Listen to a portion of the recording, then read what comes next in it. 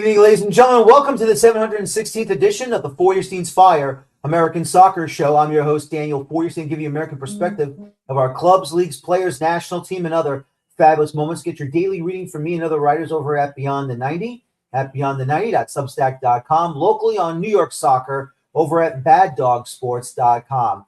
Come on in, discuss amongst yourselves if you like. The chat room is open here on on YouTube, not Facebook, on YouTube. And please don't forget to subscribe here for your daily American soccer content. And, of course, the chat room. Talk amongst yourselves if you like it. A question for me, I'll try to answer to the best of my abilities.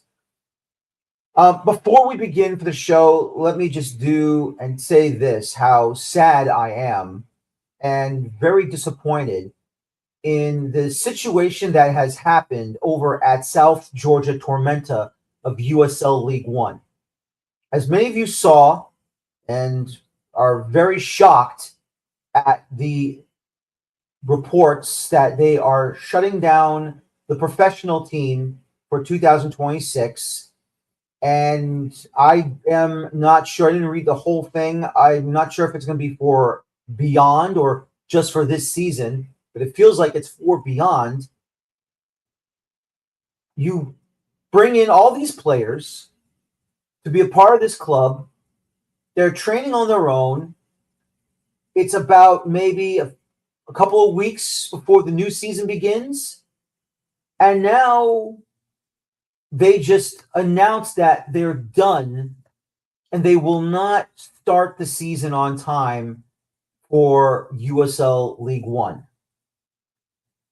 Once again, this is the part where I am sad for a community. For those in South Georgia that support this club ever since it started, that they can no longer move forward and be in the professional level. Now, thankfully, and I'm grateful that they'll still be around because of their youth programs, youth soccer. They want to continue on in that realm, and I'm happy to hear that they're not going away completely. But for them to say goodbye to the professional levels of American soccer, what does that do for all of us? Not just those in the South Georgia area that supported the Tormenta for how long? But for those of us that wants to see the sport succeed in our country. Doesn't matter what level, doesn't matter if it's in the first division, the second division, the third division, the short seasons, the national leagues, the amateur leagues, and so on. This hurts. This hurts those in that community. This hurts in USL League One. This hurts in the USL community as a whole. This hurts the game in this country. And who are the culprits who allowed this to happen? Well, there are, in my opinion, two culprits. The first culprit, ownership. They should never have let it go this far. If you knew you were not going to perform in the 2026 season and called it quits, you should have done it before the offseason began. You should have avoided training camp. You should have just not bothered with ratcheting up your players to put them in a position where they're going to train on their own. And now they're free agents. And now they're just moving on. And who knows if they're going to be with a club this year? Who knows where they're going to go? Are they going to go to a USL Championship club? Will they sign with a USL League Two club, even though it's a short season? Will they join an independent MLS Next Pro club? Will an MLS club give them an opportunity? We don't know. I don't know if they'll ever go over. I don't even know if they'll go overseas. And it doesn't have to be in Europe. It could be somewhere in CONCACAF. It doesn't have to be in South America, like I said. Maybe it could be in Africa. It could be in Asia. It could be somewhere in CONCACAF. It could be in the Costa Rican League. It could be maybe in Honduras. Maybe they go to the Caribbean. They play in the Jamaican First Division, the Trinidadian First Division, maybe even the Curacao First Division, if there is one. I don't know. But what I do know is this. The owners of the club kept silent, and they decided to hang their players out to dry. Who else is at fault at this? Who else? USL is at fault at this. Because if USL knew that South Georgia Tormenta was having an idea of folding and putting themselves in a position where it was too little too late, they should have done something. They should have just said, owners of Tormenta, leave the club alone. Or what they'll do is they'll run the first division, they'll run their club on the professional level for this season until you can fix this problem and then move on. But no, that's not going to happen, is it? Because for USL, it's all about who's next club up to take over that spot. And what more can we do to try and battle against MLS? Because right now, USL is just not doing the job. USL is just not doing anything to tell us that they are going to be better than whoever else they think it is. And the truth is this: United Soccer Leagues right now worrying about Pro-Rel, worrying about First Division. And meanwhile, they just lost a third division club. So what happens if Pro-Rel comes? And what happens if a club decides to no longer can be a part of the United Soccer Leagues? What are they doing, United Soccer Leagues? What is Paul McDonough going to do? When you have a club who is ready to call it quits and basically push them out of the way, sayonara sucker, move on, I don't care, it's not our problem. We'll just wait for the next club to come in and call for an expansion bid to come into League One. Who is it? We don't know. But whoever wants to show up and take that spot, you're more than welcome to grab it. Just hand over your check to the United Soccer Leagues, and that's it.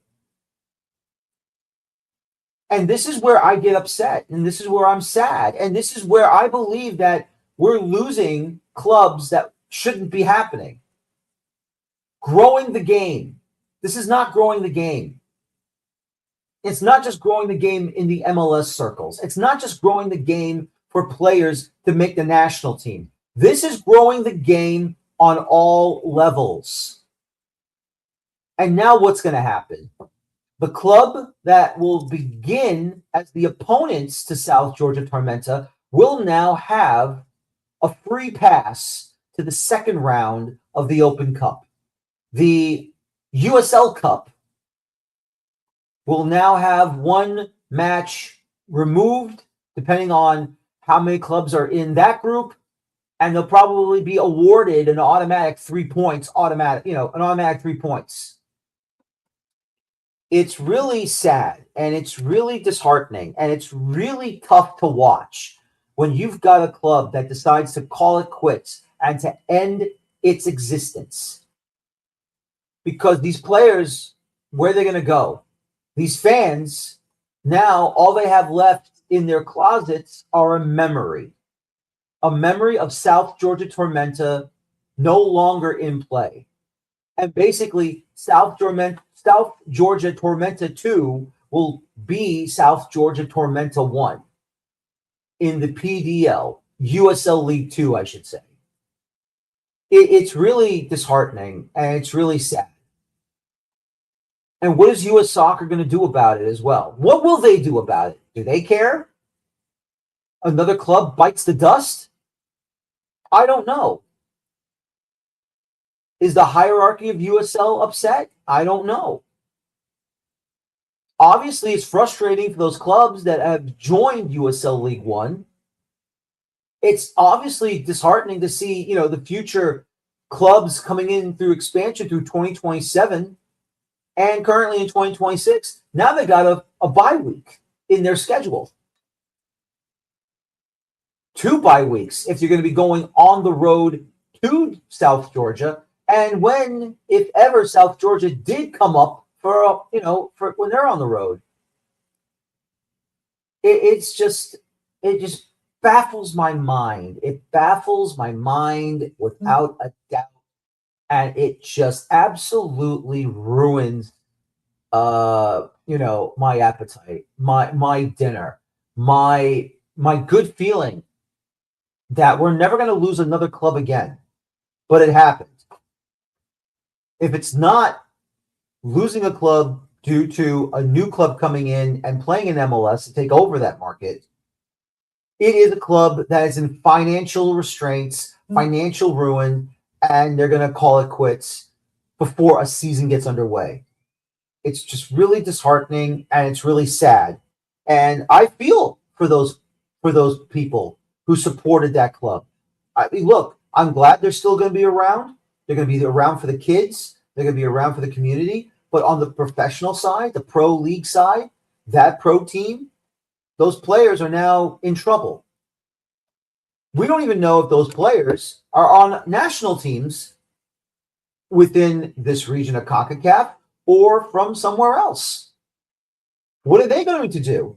Where are they going to find their national team football? We don't know. I don't know. I wish I knew, but we don't. And I know I don't. It's sad. It's very, very sad for South Georgia Tormenta. Another club bites the dust. And USL League One, I'm not going to call it a shambles because it's not that, but it's a sad day for USL League One that they're now minus a club to start the season on time. It's really sad and it's really pathetic. And I'm just not happy about it. But hopefully there will be a club somewhere down the road. We all know Cascades is coming in along with Fort Lauderdale United's men's team is coming in next season. Hopefully there'll be a third club joining them to take over that spot for South Georgia Tormenta. Or maybe, who knows, maybe hopefully they can right the ship and come back for next year and say, we're sorry, we didn't mean for this to happen. Now we have a better financial situation and we'll be coming back for the 2027 season. That's the hope. If not, thank you, South Georgia Tormenta. It shouldn't have happened. It did, unfortunately. And all I can say is, this can't happen again. And this should not happen again. If you're not going to be around for the new year, don't cut it so tight. Don't make that window so small. Just say it so the players know where they stand. That's it. Ladies and gentlemen, this segment is sponsored by Dino Luzzi Energy Drink. When I need that extra kick to power through match analysis and late night transfer rumors, there's only one drink that delivers authentic Italian energy. That's Dino Luzzi. Crafted in Italy, the same passion I bring to this show, because real energy comes from real ingredients, just like real soccer talk comes from real insiders. Ladies and gentlemen, my guest tonight, we're going to talk about that big win for the brand new head coach for Red Bull New York and in Major League Soccer. And that is, of course, Michael Bradley. Joining me to talk about it from Empire Soccer Report, the one and only James Birle joins me tonight. James, how are you after the course that amazing weekend to open up the brand new league season? Look, I don't think you had expectations for this match. I didn't have any expectations for this match being down at Inter & Co Stadium, but what an amazing introduction that Michael Bradley gave us managing this Red Bull New York side and the way they did it. Yeah, first and foremost, thanks for having me on, Dan. I'm glad I can chat about this match with you, given that you were there in person. But you're absolutely right about the expectations. My expectations were that Orlando City were going to give Red Bull New York a very tough game. Michael Bradley and his men would have to battle some adversity through that match, and they certainly did, but I did not think they were going to be as dominant as they were, particularly in that first 45 minutes. And I say Michael Bradley's men, but maybe a more apt word would be Michael Bradley and his young men, and Michael Bradley or those children, because as we know, two 17-year-olds and a 16-year-old started that match. It's the first time 3 players under the age of 18 had ever started in the same starting 11 in Major League Soccer history. It makes sense that Michael Bradley, who debuted for the Metro Stars at 17 years old way back in the day, is the manager that does it. And I mean, those particular players, Matty Dos Santos, Audrey Mehmeti, and of course Julian Hall, who had a first half brace, were arguably 3 of the best players on the pitch the entire night. It was a masterclass in terms of the identity and playing style that Red Bull New York wants to showcase. They were unbelievably aggressive from the opening whistle. They controlled the ball for the majority of that first half, especially. But then even when things didn't go their way in the second half, when they were against the ball, they still looked like they played with that level of intensity and confidence. And they never for a second looked like they were going to lose that match, even when they were under siege. And you have to give credit as well to the defenders who stepped up. Justin Che, an unbelievable debut at center back. Dylan Nealis, who has raised some questions about whether or not he can compete as one of the 2 center backs in a back 4. He was excellent. And of course, the debutant goalkeeper, Ethan Horvath, who we've seen play admirably for the U.S. men's national team, has been iced out of the last few clubs he was at. This is the first time he's going to have a real shot at being a number 1 long-term for at least the last couple years of his career, and he answered the call. He had a number of fantastic saves. Certainly wasn't as busy as Maxime Crepeau on the other end, but he earned the man of the match performances, and then 2 teenagers in Audrey Mehmeti and Julian Hall get player of the match week recognition from Major League Soccer. An unbelievable start to the Michael Bradley era, Dan, better than anybody could have imagined. No, absolutely. And you know what really shocked me, not saying I didn't trust Martin Dos Santos to start, but I didn't think he was going to start. I was expecting maybe Omar Valencia. I thought he was going to be starting as the fullback, but I thought Dos Santos would be like roster filler, and then the starting 11 comes out, and me and Gary Redmond are like, what? Him? Really? And I know it's a short-term loan and everything, but what a debut that was. And yeah, I don't know. I mean, do you think maybe all of a sudden he's going to get they'll decide to keep him and give him a full first-team contract now? I mean, it called me crazy, but I don't know if you take him out now. No, I think you're absolutely right. I think it's shaping up to get an MLS homegrown contract because, as we know, only a handful of short-term loans are allotted to the teams for particular players. I think the number was actually shortened from 6 to 4 for this MLS season. I'm not 100% sure about that, but now we know, and this is some other news that's come out recently, Serge Ngoma, who occupies a supplemental roster spot, looks like he's going to be moving on loan or potentially in a transfer, but most likely on loan to a USL side. He was seen in Birmingham. The Birmingham Legion would be a good landing spot for him. Such a talented young player, Serge Ngoma, but hasn't had health, hasn't had a consistent run of games. So I think it might be, while I do believe there's an MLS quality player in there for sure, it might be the best course of action for his career to be at a team where he is going to be able to play week in and week out. And what that does is it opens up a roster spot for a homegrown player like Matty Dos Santos to get that contract. And I totally agree with you. The way he performed in that match, it looks like he might have that position be his. Omar Valencia was excellent at the beginning of 2025 and kind of fell off the wagon a little bit, lost his position to Raheem Edwards. He's not with the club. Marcelo Morales is no longer with the club, at least for the time being. He's on loan back to his home club, U de Chile. And Dos Santos, as we saw, got a lot of playing time in the preseason under Michael Bradley. He traveled with the team to Texas. It looked like they had been presenting him the opportunity to win a job, maybe as the left back behind Omar Valencia. But it'd be really, really difficult to look at his performance and say that he's not going to get the start on Saturday against the New England Revolution at home. I think he did more than well enough to earn another short-term loan. I think they've seen enough of him given in preseason and last year with the reserves with Michael Bradley. I think he's going to get an MLS homegrown contract, and I think the left back position might be his for the time being. I think so too. And the other thing that I'm going to say, and I'm going to put up the scoring summary, of course, from this game as we continue on here. That right side was dangerous. I have never seen a Red Bull side look that dangerous down the wings, down the flanks. Cade Cowell, who is normally on the left side of the pitch, was asked by Michael Bradley to go to the right side. And look how he interacted with the midfielders. Look how he interacted bringing up the ball. That quick pass to Emil Forsberg to set up the first goal of the match in the 8th minute for Julian Hall. I mean, I've never seen relentless attacking the way that I have ever since I started following this club back in 1996 as the Metro Stars. I have never seen that type of waves and waves of attack. I mean, sure, when Jesse Marsch took over the club, yeah, you saw that pressing, which was nice. I saw overlapping. I saw interacted helping between the midfield and the strikers. Even the back line, the fullbacks are joining in on the attack. It was amazing. I could not believe what I'm watching, and I'm thinking to myself, James, is this the new style that not only does Michael Bradley want to run, but does Julian de Guzman, director of sports, wants to run as well? Because if that's the game plan for now in the future, I mean, oh my God, what the heck is going on here? And this is so fantastic. I think, Dan, you asked the perfect question to kick off the press conference after the match on Saturday night.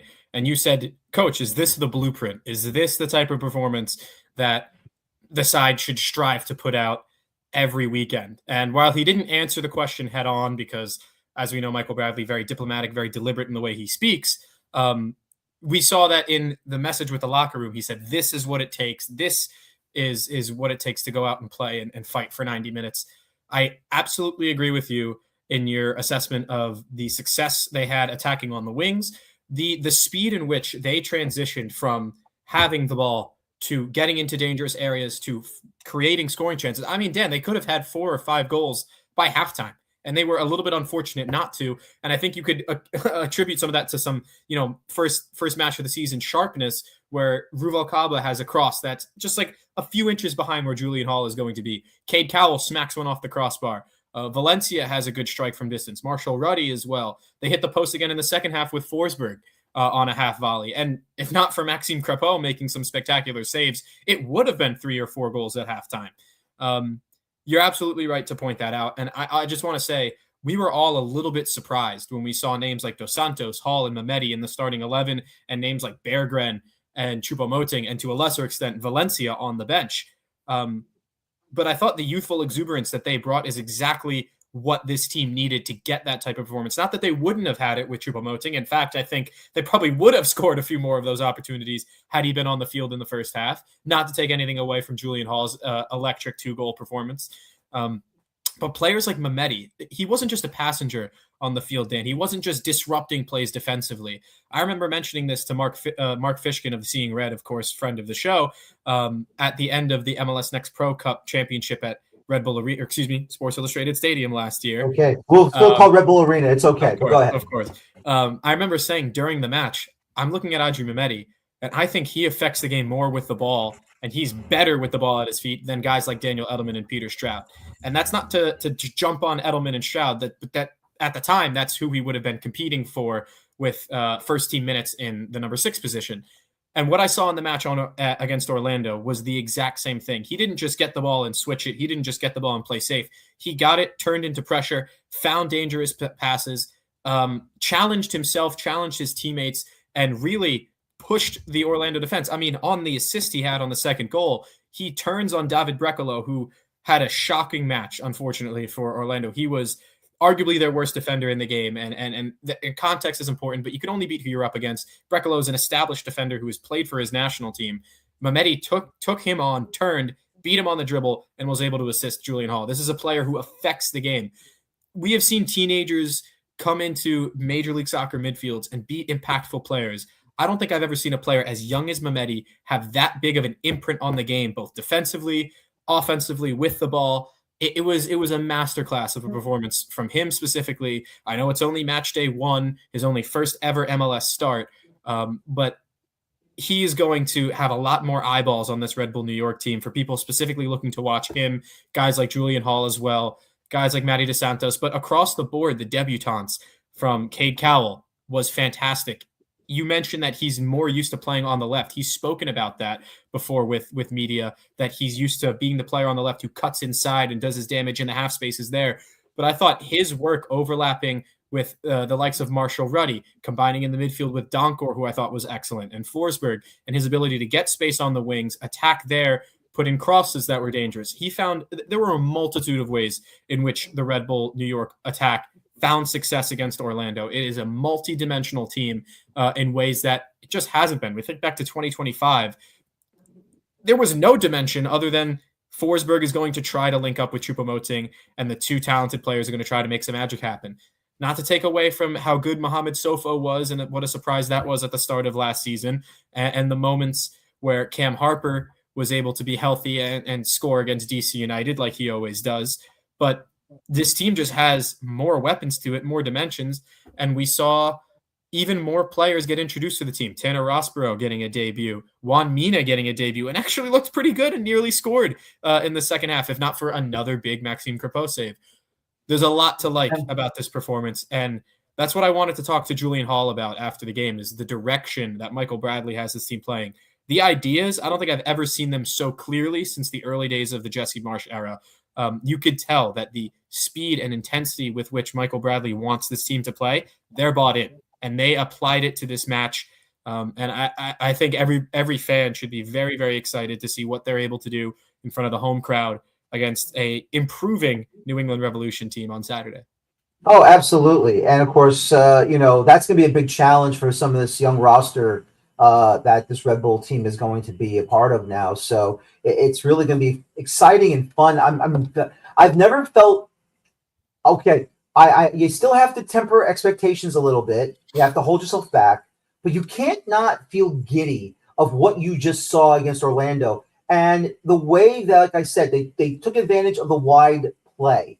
They went and took care of a back line that did not know what was in front of them, and they were behind all the time. Like you said, what Mehmeti did, I mean, he tracked that ball back from the corner. He tracks back near, I would say, halfway to the top of the area. He settled it, and then he just turned and just beat his man for the cross, low cross over to Julian Hall. And for Julian Hall, I mean, I don't want to poo-poo Sandro Schwartz, because what he did was good too. But to me, it feels like under Michael Bradley, maybe he has more freedom than what Sandro Schwartz did the last two seasons. I think you're right to suggest that, because we saw a lot of times Julian Hall, he was played as a striker, and he was played as a winger, and he was played as one of those attacking midfielders in the 4-2-2-2 formation. And he struggled to find a home. I think his best football under Sandro Schwartz was played as a striker down the middle. I mentioned last time his goal against Monterrey, where he had that beautiful turn and finish on Sergio Ramos. And he had his moments. He scored that equalizing goal against Montreal that, ended up being crucial in 2024 for them to make the playoffs in the end. But in many ways, you're right to say that he has more freedom under Michael Bradley. Just, I think the way in which this team attacks, the fact that they use proper wingers more frequently, the fact that Julian Hall actually did play a little bit of on the wing in the second half when they brought on Choupo-Moting. And I thought he managed the game beautifully in doing so. They already had a 2-0 lead, and then you bring on a guy like Gustav Berggren and a guy like Choupo-Moting. Doesn't feel like you're going to end up squandering that lead and losing when you have those options off the bench. And as for what that gives Julian Hall, is it gives him some breathing room, one, that you have a DP striker who scored 17 goals ahead of you. But now that there's not a player like a Victor Bogarts ahead of him in the pecking order, it now says not only are we going to give you a little more breathing room, but we are going to give you the opportunities to go out there and strut your stuff, go after them. And you saw Michael Bradley speaking to Julian Hall before the game in a little clip that the club posted, and he turned to me and he said, "Give him hell." And I think that's exactly the type of player that Julian Hall is. And how many young attacking players that come from the Red Bull system have we seen embody that philosophy? You're going to make things difficult for the defenders that are against you. Even if you're not scoring that match, you're going to make those defenders work every second, whether they have the ball, whether you have the ball. It is going to be a fight. And he had to work for those goals, Julian. I mean, the first one was a tap in, and the second one you could also call a tap in. But they don't happen without him doing valuable work in the process. And yes, there's a couple chances where he could have had another. And I think that just speaks to the type of player he is. He's a dog. He fights for every inch. He's an athletic monster, super fast, very creative, and he has the finishing ability to be a proper striker in this league. And I think people are excited to see what he's able to do this year. People think he's poised for a breakout season. And there's no better way to start a breakout season than with 2 goals on the opening match of the season. Do I think he's going to spend his entire career with Red Bull New York? Absolutely not. I think one more season, if he continues to play like this, I think by the time he's 18 years old, you can expect those calls to Europe to get a little bit louder. And if he has a half decent season, maybe at the end of 2027, is he on his way out? But I'm so excited to see what he's capable of. And we've known for a while, folks who have watched him with Red Bulls too, folks who have been familiar with him and in his academy days. Eric Friedlander did a great job pointing out that in 2023, the Red Bull U15 team won the MLS Next Pro National Championship. Who were 3 players on that roster? Julian Hall, Audrey Mehmeti, Matty Dos Santos, and even who came off the bench, and Tanner Rossborough. So I think there's a real reason to be excited about that class of players. Not only because a lot of them were able to contribute to the MLS Next Pro Cup Championship last year, but the MLS Next U15 Championship back in 2023. The growth just keeps continuing. Do I think all 3 of those players will start on Saturday? I don't know. They could go back to Choupo-Moting from the start. They could use Julian Hall as an impact, or they could keep the blueprint the way it is, because I think there's a lot to like about the way that they started that match. Maybe we see Audrey Mehmeti from the go again. Who knows? Maybe they were giving Berggren a little bit of a way to ease back in after he missed part of preseason to be with his family for the birth of his son. We'll see what that means. But for now, a lot to like and a lot to be excited about. Not that it counts for anything, but Major League Soccer did bump Red Bull New York 14 spaces up in their newest power rankings. They're now at 8th, I believe, into the top 10. Those don't mean anything, but the league is starting to take notice. It does mean that.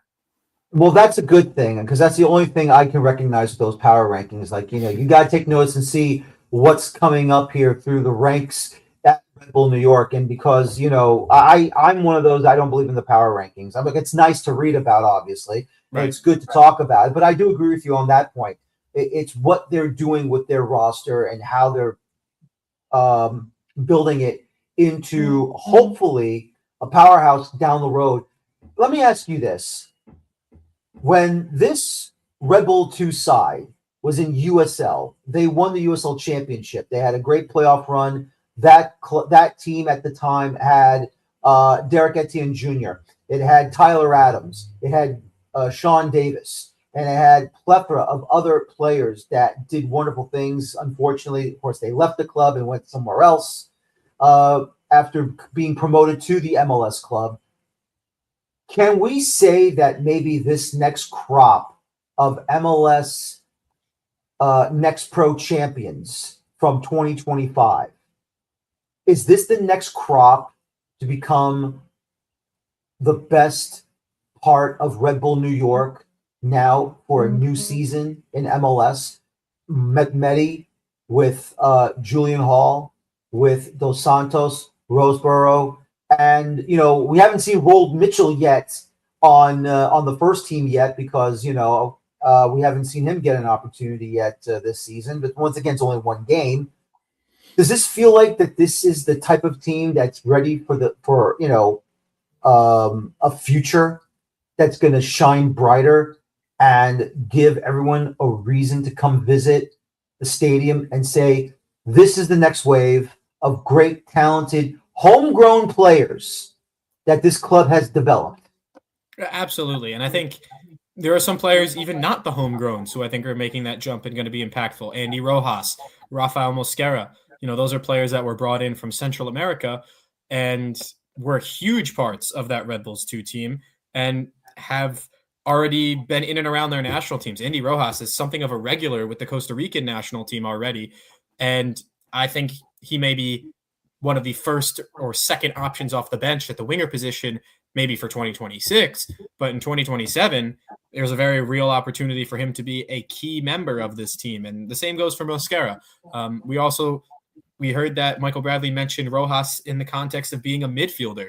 That's not something we saw with him previously, but we look at the Red Bull roster and you say after Forsberg, Donkor, Mehmeti, Berggren, and Benedetti, there's a lot of space for midfielders to get minutes. And if he sees Rojas as a midfielder, that's another opportunity for him to be a key member this year. But those are just the players that aren't homegrowns. For the homegrowns that you mentioned, Mehmeti, for Julian Hall, for Rold Mitchell when his time comes, Matty Dos Santos, like we know. These are players who have absolutely earned the right to get into the first team. And the symmetry with the 2016 era is not lost on me either. You had your Tyler Adams, you had your Aaron Longs, you had your Derek Etiennes, your Florian Valot, Stefano Bonomo, who never really got his chance with the first team, but was a first-team player, Vincent Bezecourt, who ended up being a really, really important off-the-bench piece in that 2018 Supporters' Shield run. There's a reason why Dax McCarty, who was the captain of the team at the time, was traded to the Chicago Fire ahead of the 2017 season. There needed to be room for Tyler Adams to flourish and become the player that he is today, become the captain of the U.S. men's national team at the last World Cup, to be a stalwart midfielder in the English Premier League. And yes, it hurt a lot of fans when Daniel Edelman was traded and when Peter Stroud was traded, but there's only so many places on the field, Dan, and Audrey Mehmeti was coming for their spots. This is the same situation. Do I think Audrey Mehmeti is going to have the same career as Tyler Adams? Well, it's far too early to tell that, for one. And for another, I'm not going to put that type of pressure on Mehmeti, but what I will say is he is handling the moment spectacularly. All of these young players are. Julian Hall has been a professional now for his third full season. He got his debut in 2023. This is now his third full season as a first-team professional in this sport. That's a very difficult thing to be at only 17 years old. And we're looking at him and speaking about him as if he's been around the block, because in a way he has, and he's already mature beyond his years. Dos Santos, for this to be his MLS debut, he looked like a veteran of the league already. He looked like he could be in the top half of left backs in Major League Soccer, a position that the Red Bulls struggled with last year after losing John Tolkien. So this is absolutely something that fans should be excited about, that things should make them want to come to the stadium. I do understand it may take some time to get the word out about this. They may look around the squad and say, outside of Forsberg, outside of Choupo-Moting, outside of Ethan Horvath, who I remember from that Nations League final, a lot of names here I don't recognize. Kate Cowell should be a household name for American soccer fans as well. But the point being, it may take time for fans to get behind the project altogether. But for the fans that are always tapped in, for the diehards, I mean, the vibes have never been this good, at least not since the Jesse era. Even during the 2024 MLS Cup run, I think everybody was kind of collective that was an unbelievable moment, but people were like, this is a moment. This isn't something that's going to guarantee that we'll be back in 2025 and going to be here. That was a great run. You could call it a fluke for that reason, but I think Sandro Schwartz kind of just put the best team that he could together and said, if we're going to get to the final, this is how we're going to do it. We're going to play ugly and we're going to fight our way there. And the fans recognized it and they said, this is a once-in-a-lifetime moment.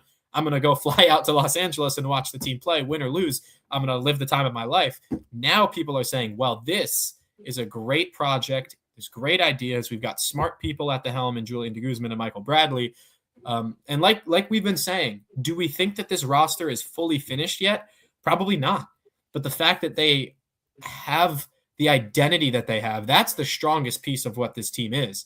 And the kids have been a big part of bringing that to fruition, at least through match day one. We'll see what type of part they play for the rest of the season, but so much to be excited about for sure, Dan. And I can't wait for Saturday. I think it's going to be a great match with two good teams.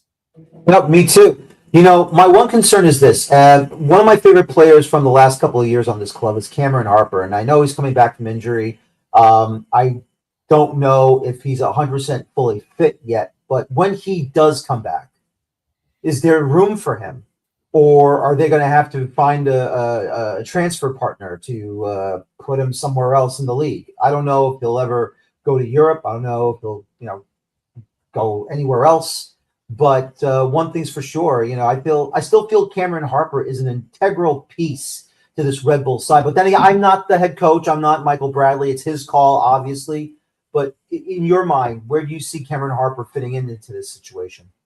I think it's an important player to bring up because I agree with you. He is a key member of the squad. We saw how important he was in the 2024 season. And in 2023, he really earned his spot in this team as a wingback, as a winger, as a fullback. He's an impactful wide player in a number of different areas, which is why I think, versatility is something that's clearly valued by Michael Bradley. We've seen it with the defenders early on.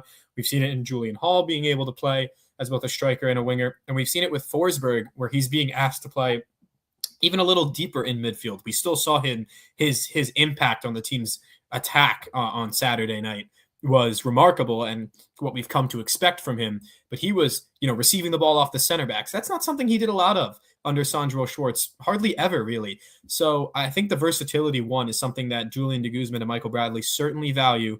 And Cameron Harper is a very versatile player in that respect. I remember de Guzman mentioning Harper as a potential option at right back in the postseason press conference at the end of 2025. I think that's been his best position, really, for Red Bull New York when they've played in a back three or a back five.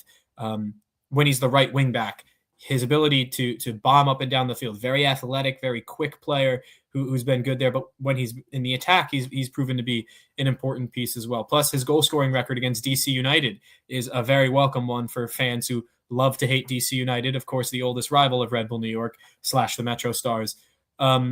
We've seen the same thing with Lewis Morgan in that he's still not fully fit. He has not been in the squad for San Diego in their first few matches.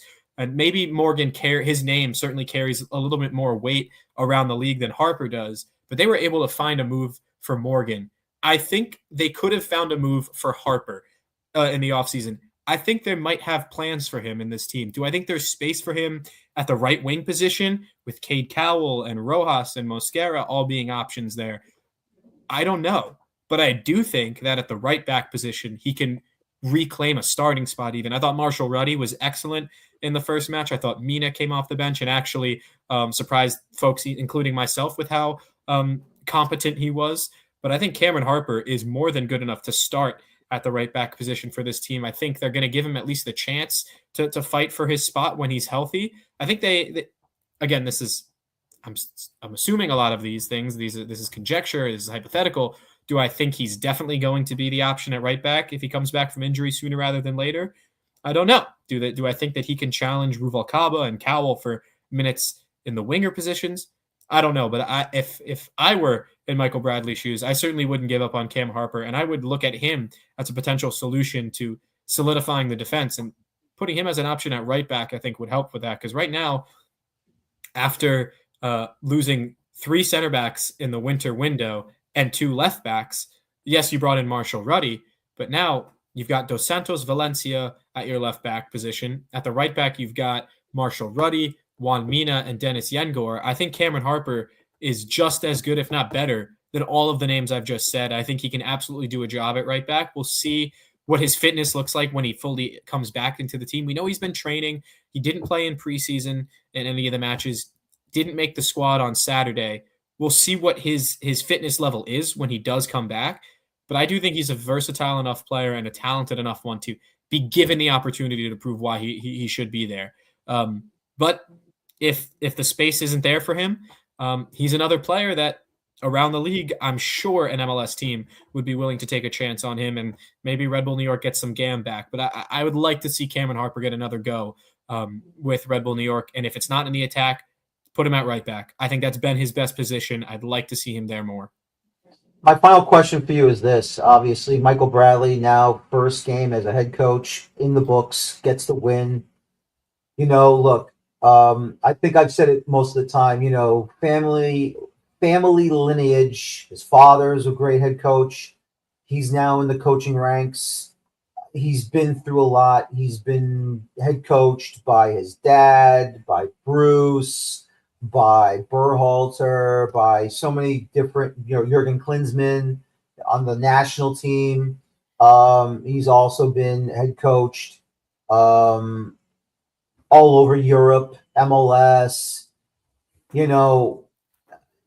Like I said, I don't want to go overboard completely, but what do you see from him that makes you think that this is the one? Maybe this is the one. Not this season, But down the road, maybe he is the one to finally get that first cup championship for this club that hasn't had anything since starting in the league in 1996. Well, I do think that the players have given us the best understanding of what Michael Bradley's influence is. They raved about him, Dan. We heard as much that the clarity, Dylan Nealis' words echo around in my brain a lot when I think about this. The clarity and the direction in which Michael Bradley has presented to the team has never been better. We're talking about a guy who understands U.S. soccer more than anybody else. This is a guy who played in Italy, in Germany, in England, in the Netherlands, in Canada, and in the U.S. He's played under how many managers did you name? Bob Bradley and Bruce Arena probably top the list of the most influential U.S. men's national team managers. He's played under both of them. He lived in a house with Bob Bradley for his 18 years of his childhood. There's got to be some imprint there, you'd have to imagine. And I think the way he spoke about his coaching decisions on Saturday is he talked about Orlando City and the way that they were able to adjust in the second half. And Oscar Pereira is a fantastic manager. We know as much. He set up his team probably poorly in the first half, and he would admit it. He actually apologized to the Orlando. I'm not sure if you saw this. He apologized to the Orlando City fans because it was the worst half he's ever seen, in front of their fans in the first match of the season. It's unacceptable. And he's right to say that, and he's right to point it out. And then he made a big move at halftime. He brought off who I thought was their most dangerous player in the first 45, and Marko Pasalic, and he brought him off and said, we're not going to play with wingers. We're going to play a 4-2-2-2. We're going to be super aggressive. We're going to play with two strikers. And that brought Orlando into the game. And Michael Bradley acknowledged this and said, I know how Oscar Pereira plays. I've played against his teams many, many times. I think it's his understanding of what he's up against. He's always been such a smart player in his playing days, always been wiser than mature beyond his years, even when, he was a younger player getting into the U.S. national team ahead of the 2010 World Cup. At the 2009 Confederations Cup, we saw how great he was in that midfield with Ricardo Clark when the U.S. eventually fell narrowly 3-2 in the final against Brazil after they beat the amazing Spanish team, their first loss in 30-plus matches in that semifinal. Michael Bradley was a huge part of that team and the nexus of it, even when he was young. I think we've seen the type of player that he's always been in his career. It's the same type of manager he's going to be, one that understands his opponent, one that understands his teammates, and one that understands football. I know Zlatan Ibrahimovic and him got into a dust-up, and when Zlatan was in the LA Galaxy back in 2019, that he made fun of Michael Bradley because he said he thinks he's the philosopher of football. And maybe from a player like Zlatan Ibrahimovic, he's got a right to criticize other people for their antics and for their egomania. But Michael Bradley, in American soccer terms, is absolutely one of the foremost philosophers of football. And his competition, he knows what he's up against. Do I think he's going to get every decision right? And do I think the Red Bulls are now favorites to win MLS Cup because of how good they looked in the first 45, especially against Orlando on Saturday night? No, I don't think so. But I don't think it has to be done this year. And I don't think they even have to go on and win it for people to believe that he's the right man for the job. He absolutely has pushed this team into the right direction. Even if they go on to the Revolution on Saturday and they lose in an embarrassing result, if they are able to apply the same ideas and find some success, even if it doesn't result into goals and it doesn't result into a win, I think folks will be excited by the prospect of what's to come. And I think the fact that they're building towards something that isn't just, well, we're going to do the Red Bull system, but just tweak it a little bit so we have a little bit more of the ball, or we're going to make do with what players we have here and play an ugly game and try to scrape out wins. No, it's not that. But it's also not an abandonment of what Red Bull is either, right? You saw the intensity. You saw the pressure in which they gave. Orlando couldn't deal with it. They were so unapologetically Red Bull, but were so unapologetically different in a way that it married two identities into one new one that I don't think we've ever seen before. I think that's what fans should be excited about. Not whether or not that it's going to definitely bring about MLS Cup, but because they're going about it the right way, even if it doesn't. I do think that Michael Bradley is the right man for the job. Julian de Guzman, as vindicated as a head of sport can be after one match day, for sure, in the way he's done it. And I can't wait to see what they follow up that first match with. I think they're going to, even if they don't win on Saturday, I'll pick them to win, but I do think that they're going to apply those same principles and make people proud that this is the team that they get to support. Exactly. And James, as always, I appreciate your time to joining me tonight. That was, I'm still in shock from what I saw over the weekend, but it's pleasantly shocked. I'll put it that way. As I said with Gary Redmond through his post-match video, should have been 2-0, should have been 5-0. It should have been a red wedding. It should have been 7-0 for the Red Bulls against Orlando City. But look, you better be lucky than good. And a little unlucky here and there, but they still got the win. They only gave up a goal, final seconds of second half stoppage time. And once they got back to the center circle, the referee blew the whistle, said, that's it. It's over. But as always, James, I appreciate your time. Thank you very much for joining me tonight, okay? Thank you so much, Dan. And a great piece speaking about South Georgia Tormenta and what's going on in USL. I think it's very important, and you always do such a great job highlighting these issues. So thank you so much for having me on. Well, listen, look, this is the game in the country. We can't keep losing these clubs, and we can't have these clubs if they're going to, end their existence in the professional levels. You can't cut it that close and then make everyone scramble for a job. It's just not fair. It's not fair. And for USL to allow this to happen, I think they should be, on the front foot and try to help this club remain afloat until they can either find new ownership or to say, okay, we'll hand the reins over to somebody else and then we'll call the team some other name. So, something has to happen. And it's just not fair. It's not fair for the fans. It's not fair for the players, the coaching staff, and the entire teams that are in that league. It's just not fair, period. But ladies and gentlemen, this will do it for our show tonight. Please join this coming Friday night. CONCACAF Champions Cup, round 1, MLS review, second leg, and it should be a lot of fun. I want to thank James Birle from Empire Soccer Report for joining me tonight. And as always, please enjoy your football. Take care, so long. Have a good night, and bye-bye for now. Have a good night, everybody.